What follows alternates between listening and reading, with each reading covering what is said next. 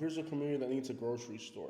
How can we provide people a platform so they can be successful? But that's not the way the American business models work. The American business models is how can we take more? How can we pay less? How can we steal? How can we defraud? How can we get lawyers to screw other people over? Take a look at some of these big American companies' business models, turning jobs into robots so they don't have to pay people. You got people in this country that have worked their entire lives and now they're walking around crippled because these big corporations are literally grabbing the American people, putting them through a meat grinder and shoving ground beef out the other end. Because that's all you are to these big corporations. You're completely disposable. There are corporations of other nationalities in the United States. They may not be as big as the American corporations, they're a little bit smaller. But their business models are not how can we turn people into ground beef. Their business models are how can we bring 60 jobs to this community. Here's an impoverished community of our people. How can we bring 60 jobs to this community? And then once you got those 60 jobs, how we can make their lives better. When has a white person offered me a job that I've been like, wow, this is really an opportunity? It's never happened. The best jobs that I've had, a Bolivian guy, another Hispanic person got me the job. I've never had a white person offer me a job that I can say, wow, this is really going to change my life. My wife is American. If she wants a job, whenever she wants a job, all she has to do is walk into a building and they hire her like that instantly. You think I can walk into the same business with more credentials, better work ethic, and get the same job she can? Absolutely not. They won't hire me. So this whole idea that Hispanics are taking white jobs is absolutely ridiculous. You guys don't give us jobs. When has a white person in my life in this country, when has a white person given me a job that I've been like, wow, this is really an opportunity, I can't mess this up? Never. I've worked for white people who are racist, who are trying to exploit you, who are trying to humiliate you at the job. I've been in those situations, but I've never had a white person give me an opportunity where I've been like, wow, this is incredible. And I see all these homeless white people, and I say, how can I create opportunities for them to make a little bit of money? Why do you think I made money in Alabama? Because people know when they call Jose to do something, it's going to get done. But if they call Larry, he's coming with a whole package of crap. When I lived in Alabama, I would work for one person. Next thing I know, I'd be working for their neighbor, then the neighbor's parents, and the parents' neighbors. And I would find a whole little town. There's a little place in Alabama called Deedsville. There's a little place called Redland. I worked for all them rednecks up there. Because I'd work for one, they like me, they pay me good. Then I worked for their neighbor. I didn't even finish working for this neighbor. The next neighbor's like, yo, you got this person doing this and that. Boom, boom, boom, boom, boom. Because of your work ethic. When they saw that I was Hispanic, they were like, man, this guy's going to work. But what reputation do you have? Ain't nobody taking nobody's job. I can't get a white man's job. I've tried getting the white man's job. I've tried doing the black man's job as hard as I could so that they can see that I make a better candidate than the white person. They still wouldn't give it to me because I wasn't white. Where do you get this idea that we're taking a white man's job? The only reason I can take a white man's job is if I'm self-employed because there's nobody on top of me to hold me down.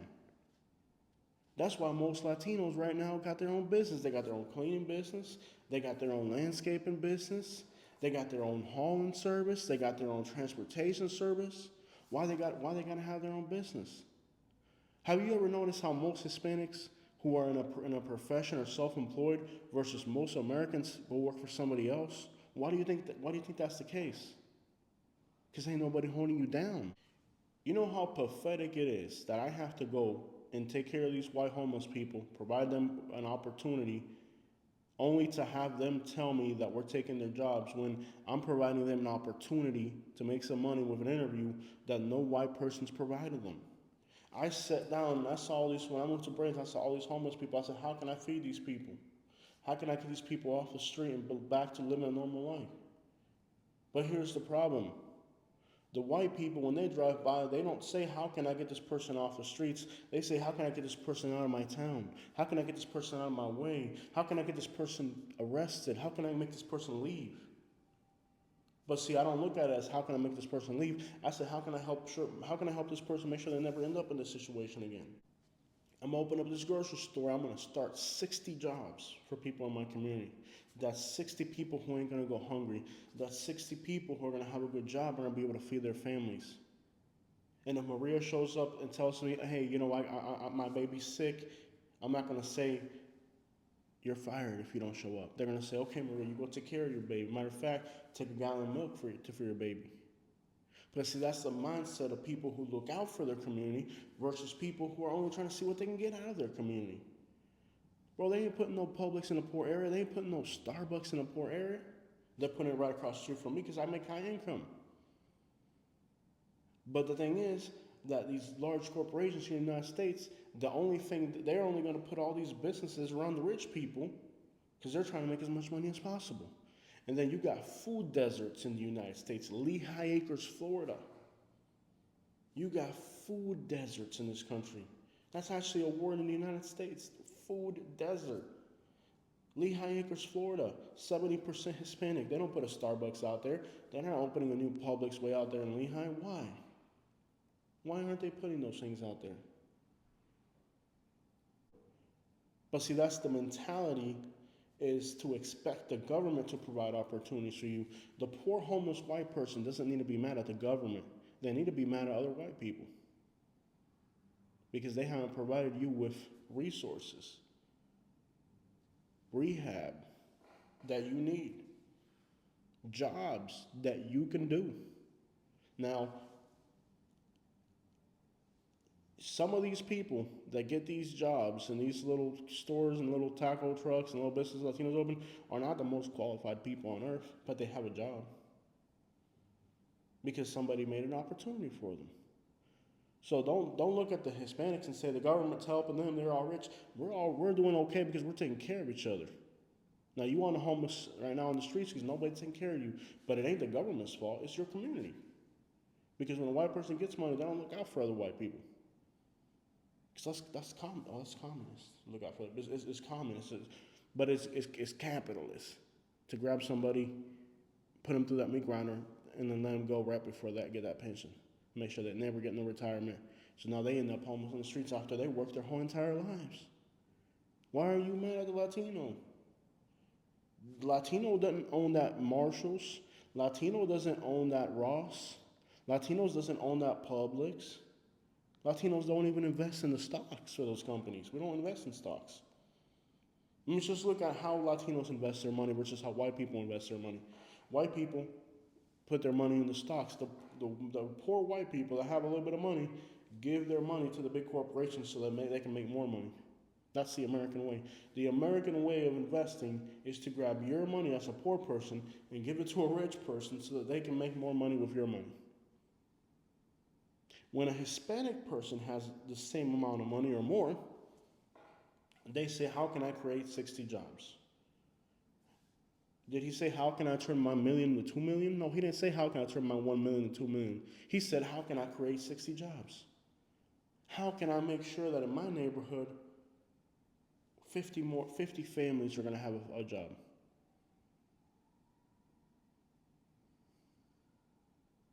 How can I grab people that have no opportunity and give them an opportunity? Because I work for a Spanish guy, and it's probably the best job I ever had. I don't like the guy. I work for a Bolivian guy. Don't like the guy. We didn't leave on good terms. But he was the only person who gave me an opportunity to do something different. And his business model wasn't, how can I turn 1 million to 2 million? His business model was, how can I employ 100 people? I didn't like the guy. I walked away from the job. But his business model wasn't based on that. And he was the only person who gave me a job that should have been a white person's job. The only time that I worked behind a computer in this country was when I worked for a Bolivian. A Bolivian put me behind a computer. And the white people were scared of what I was doing behind the computer. There was a white salesperson, his name was Rob. Now, Rob was fatter than me. Rob vaped and smoked. Rob's customers,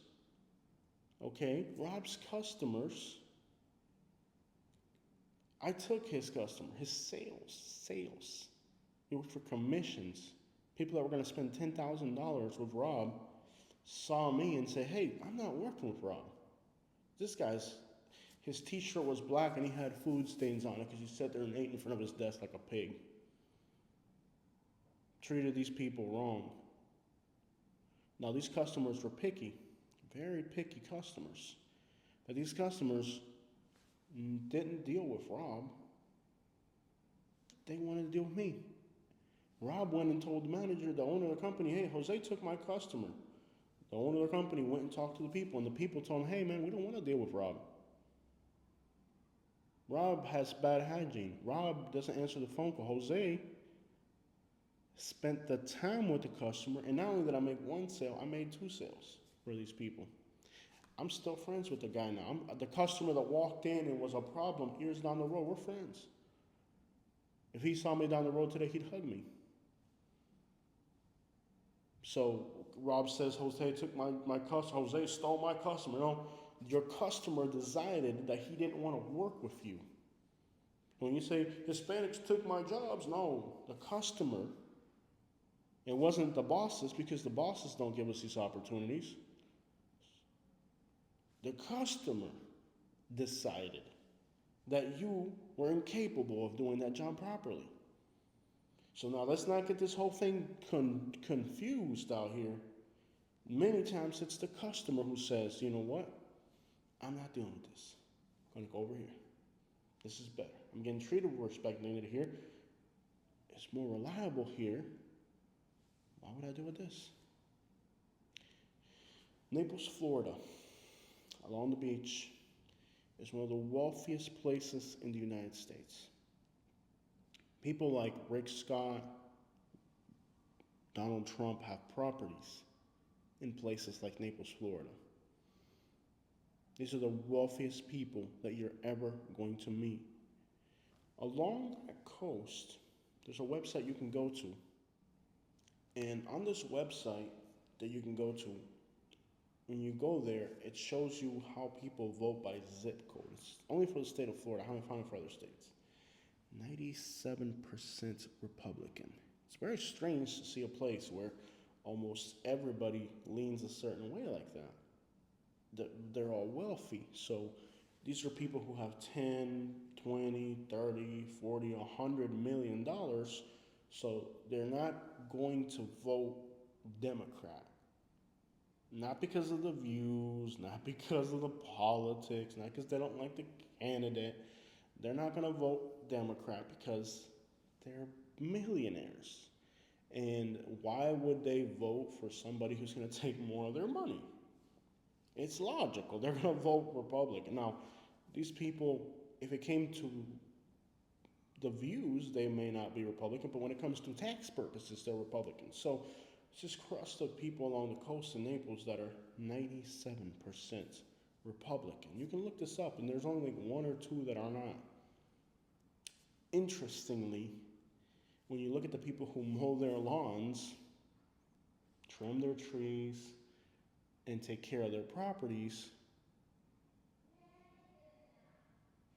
it's 97% Guatemalans, Mexicans. Now why?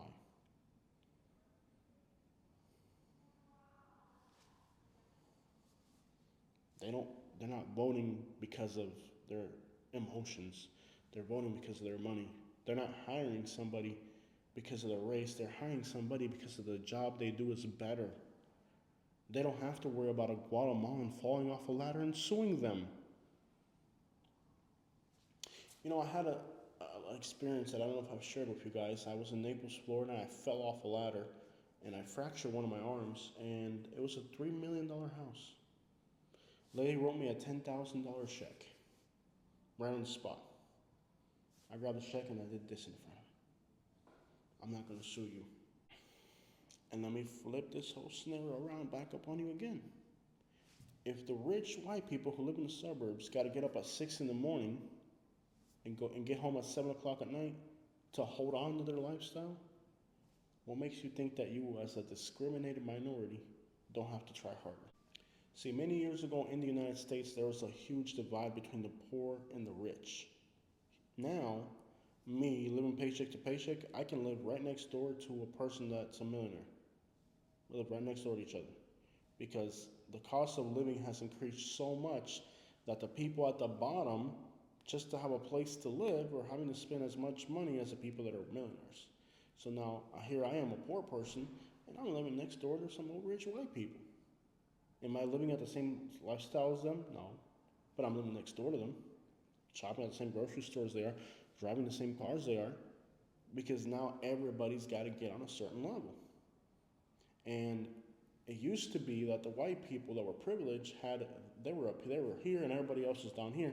But now white people feel like they're taking our jobs, they're giving people this, they're giving people that. Ain't nobody giving nobody nothing. You're complaining about a almost level playing field. See, all these people that say they're taking our jobs or they're giving them hotels and they're giving them free food and they're getting food stamps and all that. They're not complaining about an injustice. They're complaining about an almost level playing field. Because it used to be the white people were up here, everybody else was down here. But with inflation and cost of living increasing, now it's an almost level playing field. So now you're complaining because things are almost fair. People in this country right now are complaining that it's almost fair.